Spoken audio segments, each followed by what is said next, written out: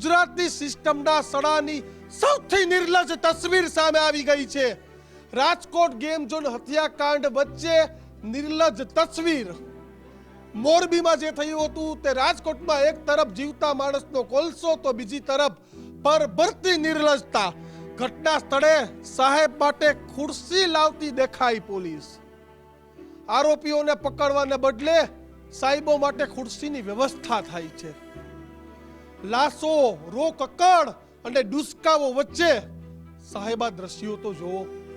જમીરના અસ્તિત્વ પર કારમો ઘા કરતી આ તસવીરો તમે જોઈ લો। એક તરફ કોલસો થયેલી જિંદગી, બીજી બાજુ નોકરશાહીની નિર્લજ્જતા। કોણ છે આ સાહેબ જેમને હત્યાકાંડ બાદ પણ ખુરશી જોઈએ છે? ડૂબી મરો, ડૂબી મરો, પાણી ભરીને ડૂબી મરો, ઢાંકણી જોતી હોય તો અમે આપીશું સાહેબ। જોઈ લ્યો આ તસવીર, સૌથી નિર્લજ્જતા તસવીર છે। કમિશનર સાહેબ માટે ખુરશીઓ જાય। આ ઓડિયો સાથે ગુજરાતની જનતાને સંભળાવો। કમિશનર સાહેબ માટે લઈ જવાની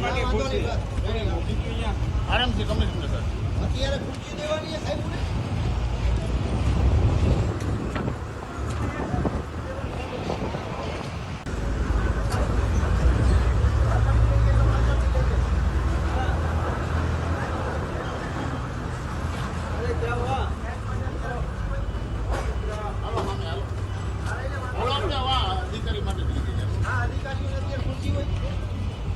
કમિશનર સાહેબ માટે લઈ જવાની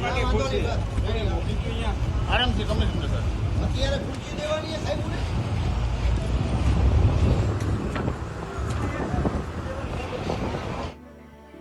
અરે શરમ કરો આરએમસી કમિશનર સાહેબ, શરમ કરો। ખુરશી જોઈએ છે? ફરી એકવાર જોવા ગુજરાતની નિર્લજ્જતા અને ફરી એકવાર જોવો તમે। અધિકારી માટે કમિશનર સાહેબ માટે લઈ જવાની આરામથી કમિશનર સાહેબ અત્યારે ખુરશી દેવાની સાહેબ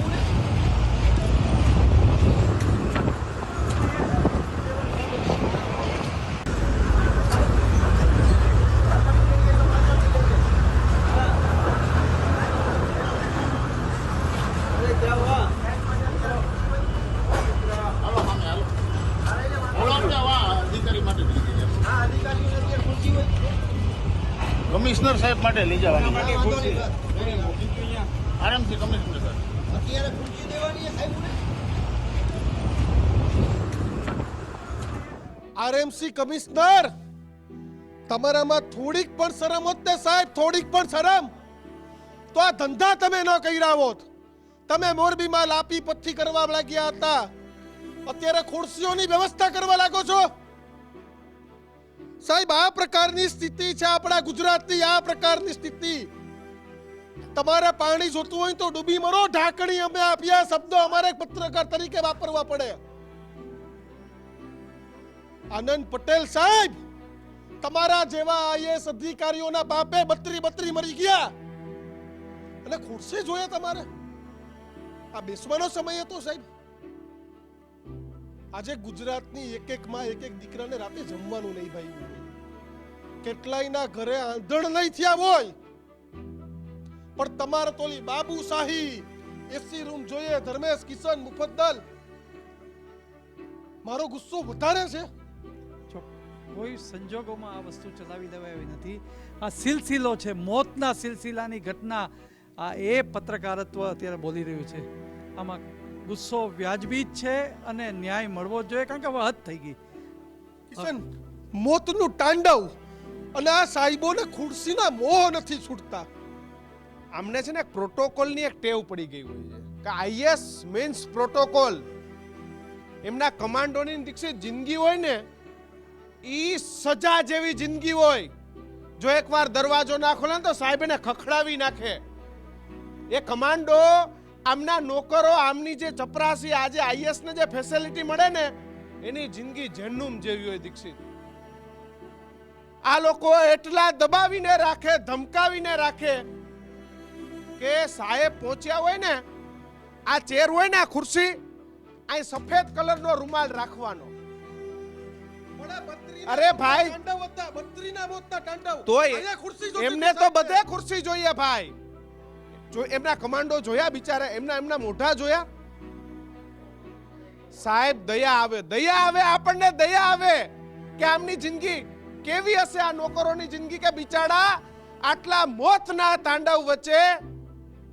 સાહેબ પેલી લાશો બળીને એકદમ ભડથું થઈ ગઈ છે. એમાં બાપ શોધી રહ્યો છે કે આમાં કયું બળેલું અંગ એ મારા દીકરાનું કે મારી દીકરીનું કે મારા બાપનું કે મારા ભાઈનું છે. અને આરએમસી કમિશનરને ખુરશી જોઈએ છે.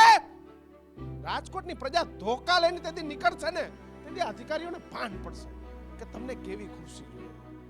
સાહેબ કોઈની ઠાઠડીઓ ઉપડવાની છે. કોઈ આ કુદરતને પ્યારા થઈ ગયા છે. અને તમે તમારા પેલા બે જે તમારા કમાન્ડો છે, જેનું કામ અંગરક્ષકનું કેટલા છે. લોકોના ઘરે સૌરાષ્ટ્રમાં નહીં, બિલકુલ. ગુજરાતમાં આંધણ નહીં થયા હોય આજે. અરે દીક્ષિત, ખીચડી નહીં ખાધી મેં દાખલો આપ્યો કે મારા 4 કલેક્ટર એસડીએમ મિત્રોના ફોન આવ્યા, રડવા માંડ્યા બિચારા કે હું આ જગ્યાએ હોય ને તો હું મારા પદનો ત્યાગ કરી દઉં કે આ મારી ભૂલ છે. અને ખુરશી જોઈએ. મોરબીમાં કલર કરી, લાપી કરી, હોસ્પિટલોમાં સાલાઓ સુધરી જાવ, સુધરી. અરે અત્યારે તમારે નીચે બેસવું પડે, તું કલેક્ટર હોય કે કમિશનર હોય.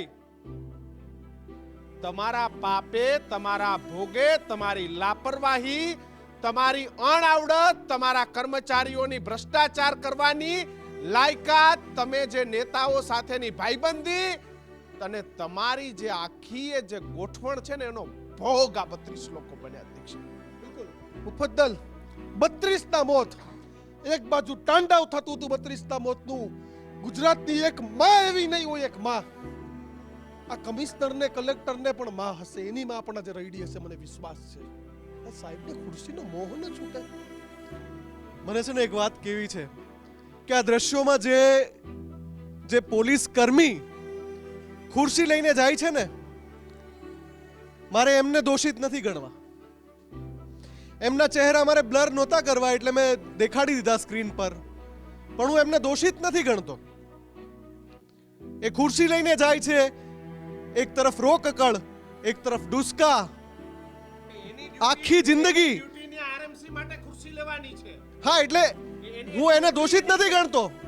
એના પર દબાણ છે. તમે કહ્યું ને કે ચેર ઉપર રૂમાલ મૂકવાનું દબાણ છે એના ઉપર. અને એને સાહેબે કીધું એમને- ચિંતા ના કર, આ ઘટના થોડાક દિવસ હમણાં હા, પતી જશે આપણે. એમને કહેવાયું છે કે તારે ખુરશી લાવવાની સાહેબ આવે એટલે. હા. કેમ કે એને પેલા પ્રોટોકોલની આદત નોકરશાહીની સૌથી નિર્લજ્જ તસવીર છે આ. ફરીથી કહું છું, નોકરશાહીની સૌથી નિર્લજ્જ તસવીર છે આ. અને આ જે બોલતો પુરાવો છે, ગુજરાત ફર્સ્ટનો એક કર્મચારી, એક પત્રકાર અત્યારે આ ન્યૂઝ રૂમમાં છે ને, આ એક પત્રકાર એટલા માટે જ છે, એટલા માટે જ છે. અને એનો બોલતો પુરાવો તમે આપી દીધો સાહેબો. અમે જે ચીસો પાડીને કહી રહ્યા છીએ ને કે આ બાબુશાહી, આ નોકરશાહી, આ બોલતી તસવીરો તમે પુરાવા આપી દીધા સાહેબો કે તમે કઈ હદના છો. ગુજરાત ફર્સ્ટ આજે માંગણી કરે છે 1% જમીર હોય ને તમારામાં 1% જમીર, તો રાજકોટના મ્યુનિસિપલ કમિશનર, રાજકોટના કલેક્ટર અત્યારે જ પદ ઉપરથી રાજીનામું આપો. જો તમને 1% પરવા હોય ને તો જવાબદારી સ્વીકારવાની હિંમત દેખાડો. તમારામાં નૈતિક હિંમત બચી હોય ને તો જવાબદારી સ્વીકારીને રાજીનામું આપો. તમે આ બ્યુરોક્રેટ્સ એ ઘણા શું સમજતા હોય. તમે એમની રિસ્પેક્ટ કરો ને, તમે એમ ઊભા થઈને સલામ કરો ને, તો એ શું સમજે ખબર? કે આઈ એમ ડિઝર્વિંગ. આઈ એમ ડિઝર્વિંગ. હું આને લાયક છું કારણ કે મેં આઈએસ પાસ કરી છે ભાઈ. એ એવું નથી સમજતા કે આને રિસ્પેક્ટ. હું તમને આવીને એક રિસ્પેક્ટ કરું, પણ અધિકારીઓના મનમાં આ કીડો કરી ગયો. દીક્ષિત 10 વાર સલામ કરું, 10 વાર.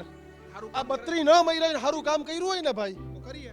તો 10 વાર આગ લાગે, ઘટના થાય. પણ આ આઈએસ એવું સમજે છે કે કે હું deserving પણ 32 મરી જાય. 32 મરી ગયા તો હું આવી રીતે ખુરશી ઉપર બેસીશ. સાહેબ આ ડિઝર્વ નથી કરતા. 32 મરી ગયા, તમે ડિઝર્વ કરો છો કે પબ્લિક છે ને તમને? કિશન, બિન સંસદીય શબ્દોનો અમારો ઉપયોગ કરવો પડે છે. કોના પાપે અધિકારીઓ શરમ તો કરો, શરમ. આ ખુરશી હરાવવાનું કામ હતું. તમારે ખુરશી લઈ જાવી હતી ન્યા.